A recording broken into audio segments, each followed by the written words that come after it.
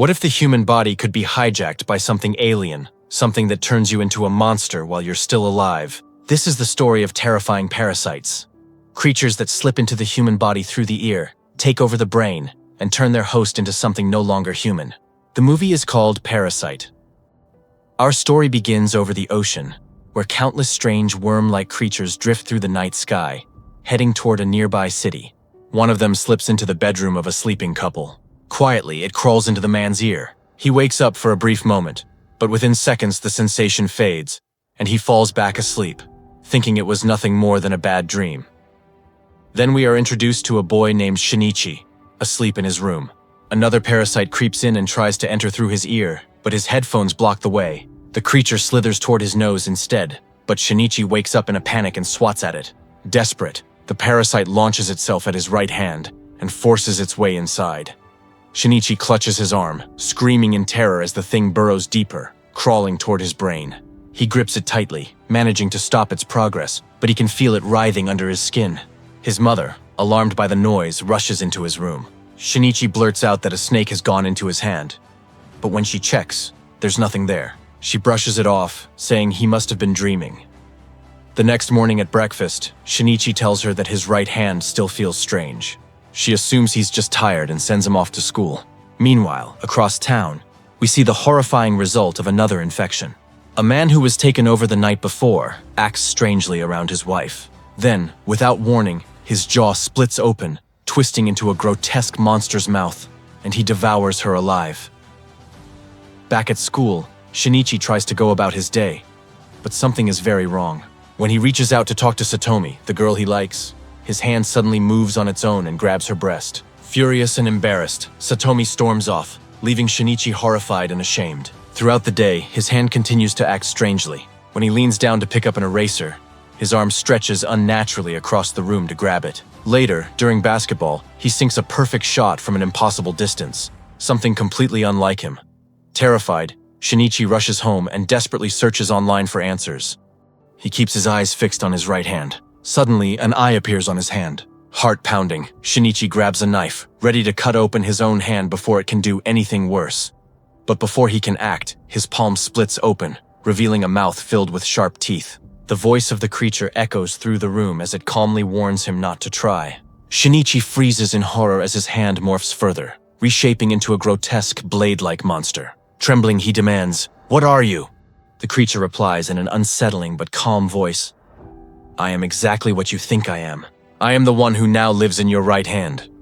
At first, it struggles to understand human language, but after scanning through his laptop and observing the environment, it quickly adapts. The parasite explains its original purpose. It was supposed to burrow into his ear and take over his brain completely. But because Shinichi had earphones on that night, it was blocked from reaching his brain and ended up fusing with his right hand instead. Shinichi, horrified by this, threatens to cut off his own hand to free himself. But the parasite calmly warns him that if he does that, not only will the parasite die, but Shinichi will lose his hand forever. With no other choice, they form a reluctant truce. The creature names itself Migi, which means right in Japanese, and it promises not to harm Shinichi, since its own survival now depends entirely on keeping Shinichi alive. From that point on, the two begin to learn about each other's worlds. It becomes clear that Migi is not just intelligent, he's brilliant. He can absorb knowledge instantly, even mastering advanced martial arts techniques simply by watching a practice session at school. But while Shinichi is learning to live with Migi, other parasites across the city have successfully taken over their hosts. These creatures blend in with humans during the day, but at night, they reveal their true monstrous forms and begin slaughtering people. A wave of gruesome killings spreads terror across the city. One afternoon, while Shinichi is walking home, Migi suddenly senses the presence of another parasite. Against Shinichi's will, Migi forces him to enter a nearby restaurant. Inside, they stumble upon a horrifying sight. A parasite in its monstrous state devouring a human right in front of them. The parasite notices Shinichi, and at first assumes he is one of its own, a fully controlled host. It approaches out of curiosity, but once it realizes that Migi failed to take over Shinichi's brain, it deems him useless and immediately tries to attack. Just as it lunges, Migi bursts out of Shinichi's hand and instantly slices the creature's head apart in a lightning-fast strike, saving Shinichi's life. He, however, has no idea what really happened. Meanwhile, the police are left confused and helpless as mysterious murders pile up across the city. Victims vanish without a trace, and the brutality of the crimes baffles investigators. Later, in private, Shinichi argues with Migi about the morality of these killings. Migi, however, doesn't see them as crimes at all. He explains that parasites are simply predators. Humans cut down forests, kill animals, and eat them to survive. Parasites consuming humans is no different. In nature, there is no good or evil, only survival. The next day at school, during a quiet moment, Migi senses another parasite nearby. This time, it's not a stranger. It's someone Shinichi already knows. Their ethics teacher, Ms. Ryoko Tamiya, is also a parasite. She immediately recognizes Migi inside Shinichi, and after school, she approaches him calmly. She tells him not to be afraid, explaining that she is not interested in killing him. Instead, she wants to study humans and their way of life. Later, we see that she is not alone. She meets with two other parasites, one disguised as a student named Shimada, and the other a police officer known as Mr. A. Together, they form a secret network dedicated to blending into society and learning more about human nature. But Ms. Tamiya has taken things even further. In her quest to fully understand humanity, she has done something no parasite has ever attempted before. She has conceived a child with Mr. A, carrying a human-parasite hybrid inside her. Ms. Tamiya, the parasite now living as Shinichi's ethics teacher, makes a shocking confession. She is going to be a mother. She explains that even though both she and the father are parasites, the child growing inside her is completely human. For her, this is an experiment, a way to understand human life more deeply. She calmly tells Shinichi that if he wishes, he can continue living peacefully in his current form. But survival will always demand one thing: parasites must keep eating humans. She even invites Migi to join their secret network, but Migi immediately refuses. As they leave, Migi warns Shinichi to be very cautious. He sensed something dangerous behind Ms. Tamiya's calm words. Deep down, she had a strong urge to kill them, which meant she still saw Shinichi and Migi as a potential threat. One evening, while walking home, Migi suddenly senses another parasite nearby. He warns Shinichi to stay calm, keep silent, and walk away quickly. But then Shinichi sees the man's face. It's Mr. A, the parasite Ms. Tamiya sent to eliminate them. Without hesitation, Mr. A partially transforms and lunges forward. Migi counters fiercely, and with Shinichi's quick coordination, they strike back at the perfect moment, stabbing Mr. A deep in the chest. The host body collapses in a pool of blood. Shinichi freezes, realizing that by killing the host, he has killed a human being with his own hands. The horror of it overwhelms him, and he runs home in shock. But the nightmare doesn't end there. Mr. A refuses to die. Wounded and desperate, he abandons his ruined host and forcefully invades the nearest human body. To Shinichi's horror, the person he takes over is none other than his own mother. That night, Migi wakes Shinichi abruptly, warning him that a parasite is moving closer. And this one feels more dangerous than anything they've encountered so far. Moments later, Shinichi's blood runs cold as his mother steps through the door. But it isn't her anymore. Mr. A has completely taken over her body. Migi wastes no words. This parasite will kill him without hesitation, even if it wears the face of his mother. Shinichi knows it, but his hands tremble. He cannot bring himself to fight the person he loved most. Her body moves with an inhuman speed. In an instant, her head twists and reshapes into a gleaming blade that tears across Shinichi's chest. Blood sprays as he collapses, gasping onto the floor. Believing him dead, she turns and walks away in eerie calm, leaving her son broken and bleeding behind. But Shinichi doesn't die.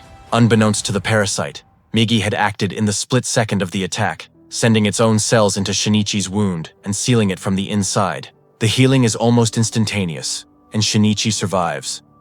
From this moment on, Shinichi has only one goal.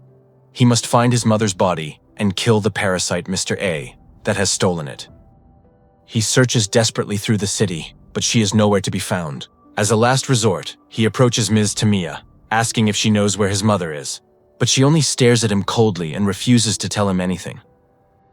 After weeks of gruesome killings, the police finally catch a lead that points straight to Shinichi.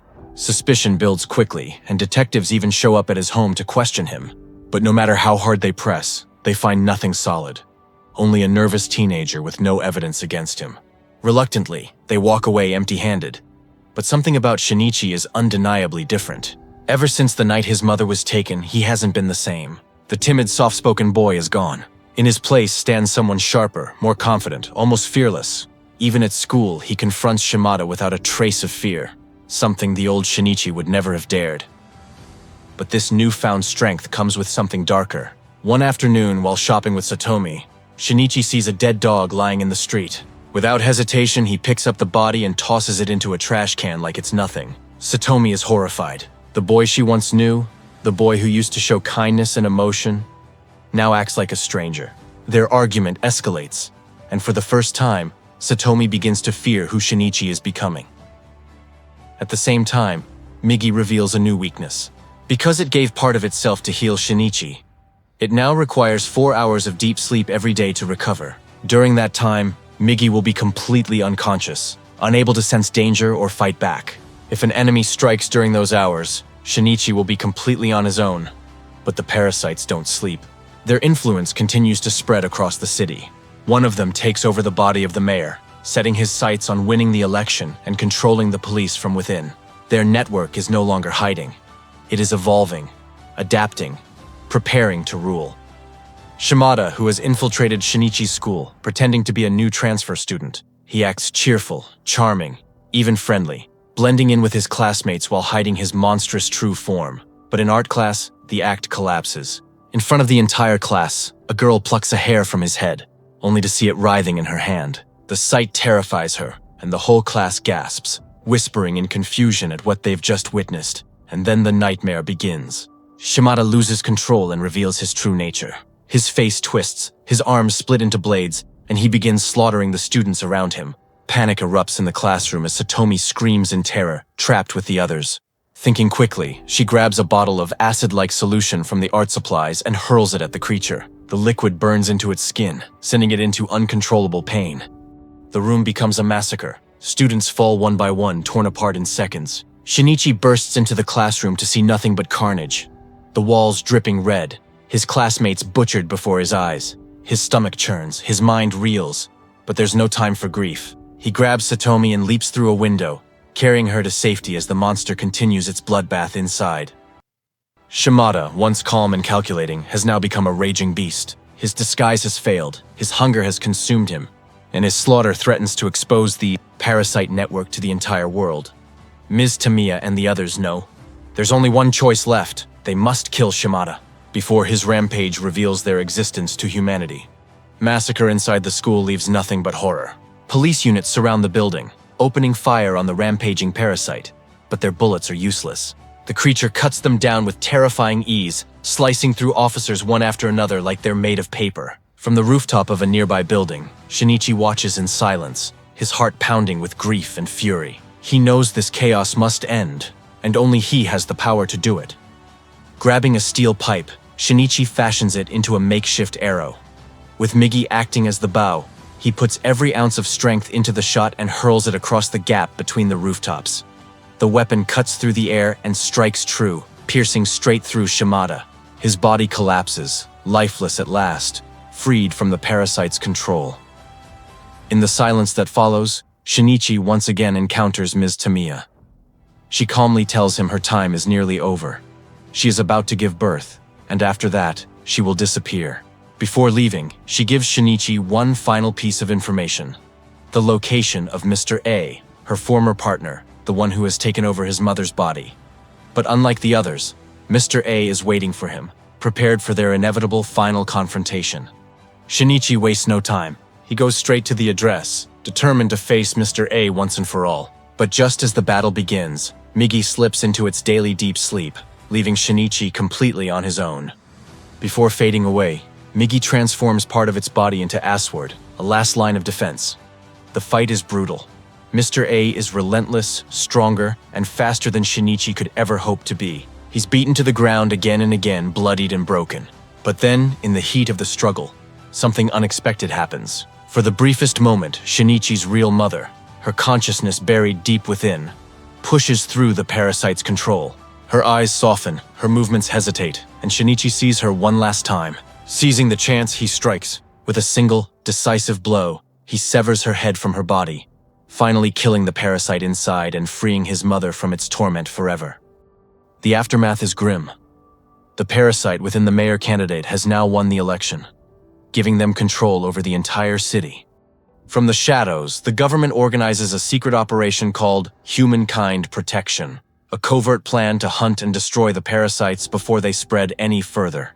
And at the center of this new order stands 𝗏𝗏, the mayor's right-hand man and one of the most terrifying parasites of all, a being whose power far surpasses anything Shinichi has faced so far.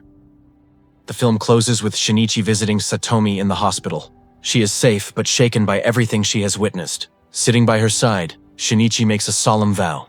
He will destroy every last parasite and bring peace back to their city. At the same time, a detective secretly takes his picture, watching him from the shadows. Shinichi doesn't know it yet, but powerful forces are already keeping their eyes on him.